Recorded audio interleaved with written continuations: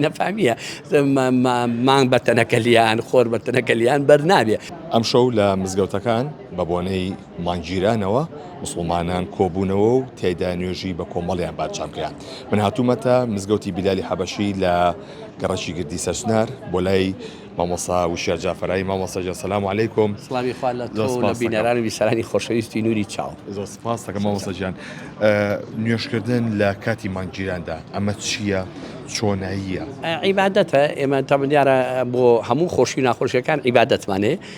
کاتێک کە خۆر دەگیرە، کاتێکە دەمانگ دەگیرە، کاتێک باران نابارێ، عیبادەت دەکەین، نوێژەکەین لەخوا پاڕێنەوە بۆی لەخوا نزیک بینەوە. ئینشاڵڵا چکم نوێژ نزیک بوونەوەوانە لە خوای پەروەردگار کە لەخوا نزیک بوونە، خوش ڕەحمەت و بەرەکەتی خۆیمان بەسەردا دابەزێ و غەزەبی خۆیمان لەسەر لابە.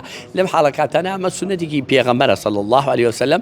پێغەمبەر ڕێنمایی کردوین، فێری ئەو نوێژەی کردوین بۆی بەهۆی ئەم نوێژەوە نزا و سکاڵا و پاڕانەی خۆیان بگەینی لا پەروەردگار و داوا لە پەروەردگاری چکو نوێژ دوعایە، دوعای پاڕانەوەی لە نوێژەکانمان ناپاڕێن غەیر المەغضوب عەلەیهیم، خوا غەزەبمان لێ نەگرێت، بە غەزەبی خۆی نەمانفەوتی.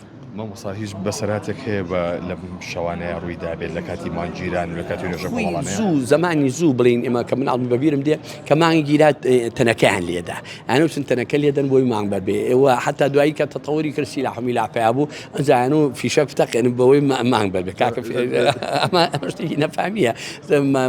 مانگ بە تەنەکەلیان خۆر بە تەنەکەلیان بەرنابێ، بە عیبادەت بەرەبێ، بە سوجدە بردن بۆ خوا، بە ڕوکوع بردن بۆ خوا، بە دوعا و نزا و پاڕانە و مناجات بە ئەستەغفیرڵڵاه بەیابێ، نەک بە تەقە و تەقەمەنی و بە تەنەکە لێدان. ئەمە فکرێکی نەفامی و نەزانیە. بەڵام سوپاس بۆ خوای سەر تەکنۆلۆژیا پێشکەوتوو و خەڵک ئەلحەمدولیلا و لەوانە وشیار بووەتەوە ئاگای لەوەیە ئەوەی مسلمانە ئیلتیزامەکە بە ماڵەکەی خوای خۆ پەروەردگارەوە و ڕێنمایەکانی پێغەمبەر گیان وەرەگرێ، نوێژەکە و عیبادەت دەکا و زیکرەکە و دوعا دەکا و مناجات و خێر و سەدەقە دەکا، خوا لە غەزەبی خۆی ئینشەڵڵا بمان پارێزێ.